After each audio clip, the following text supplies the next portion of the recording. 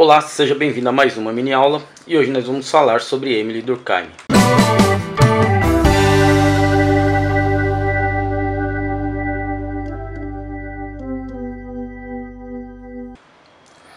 Durkheim nasceu na França em 15 de abril de 1858 e morreu no dia 15 de novembro de 1917 com 59 anos.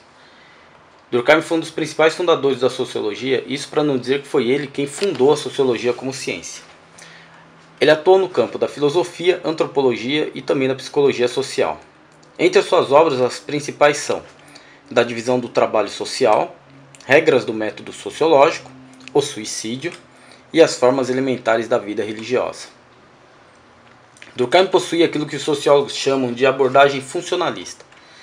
O funcionalismo ele parte do princípio de que existem instituições responsáveis por exercer funções específicas na sociedade. Em outras palavras, para Durkheim, a sociedade é composta por instituições e cada instituição é responsável por uma determinada função específica na sociedade. Até então você pode me dizer que não há nenhuma novidade no pensamento de Durkheim. Isso se Durkheim não tivesse comparado a sociedade como um corpo vivo, que talvez seja esse o grande diferencial do seu pensamento. Este corpo social, que segundo Durkheim, ele é composto por órgãos que, uma vez tendo problemas, poderiam comprometer todo o corpo social, levando em declínio e em outra situação, em outras palavras, melhor dizendo, seria uma sociedade doente. Partindo da visão funcionalista, Durkheim passa a se preocupar com a degradação da sociedade, pois, segundo ele, a sociedade de sua época estava perdendo princípios sociais, étnicos e religiosos, devido à complexidade social da era moderna. O mau funcionamento das instituições que formam a sociedade poderiam causar uma degeneração de toda essa sociedade. Para tratar esse problema é preciso que o sociólogo estude os acontecimentos através daquilo que Durkheim chama de fato social. E o fato social eles apresentam algumas características bem específicas, das quais são, a primeira delas, a coerção, exteriorização e a generalidade. Vou falar um pouco sobre coerção. Coerção ela quer dizer que o fato social exerce força sobre o indivíduo, impondo regras criadas pela sociedade que, uma vez o indivíduo se impondo a essas regras, pode sofrer sanções, sejam elas morais ou legais. Vou dar um exemplo de fato social bem específico. Imagina se você entrar de sunga ou sem camisa em um supermercado nas cidades de São Paulo ou Belo Horizonte. Qual reação você causaria nas pessoas? Agora, imagine você nessas mesmas condições em um supermercado de cidade litorânea. Causaria as mesmas reações?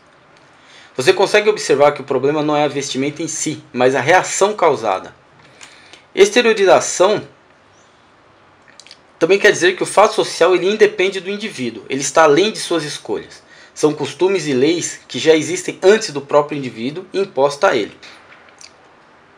Como exemplo de exteriorização, podemos usar o mesmo exemplo do supermercado. A questão não é a opinião do sujeito, mas a regra social imposta a ele. Falando em generalidade, os fatos sociais ele abrange todo um grupo social, e é por isso que se dá o termo de generalidade. Bom, como exemplos de generalidade, nós podemos ter temas como marginalidade, costumes, desigualdade moral e linguagem. Na análise do fato social, Durkheim observa as três características que outrora eu disse, e ele afirma que, primeiro, que o estudo da sociedade não pode ser pautado em ações individuais, mesmo que essas ações sejam de consequências sociais, e sim aos acontecimentos que são externos aos indivíduos.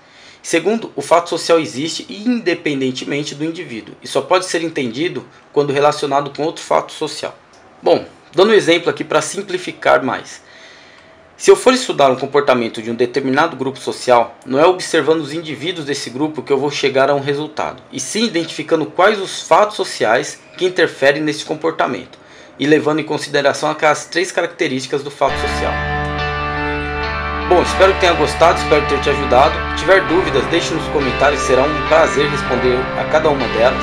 Não se esqueça de deixar um like no vídeo e de se inscrever no canal, para saber das novidades, Assista os vídeos sobre o que é fato social e também senso comum e ciência. Também tem um vídeo sobre o que é sociologia. Temos um mini curso sobre o Nietzsche que vale a pena dar uma olhada. E estou deixando dois vídeos que vai falar sobre o pensamento contratualista. Primeiro John Locke, depois Thomas Hobbes. Um forte abraço e tchau!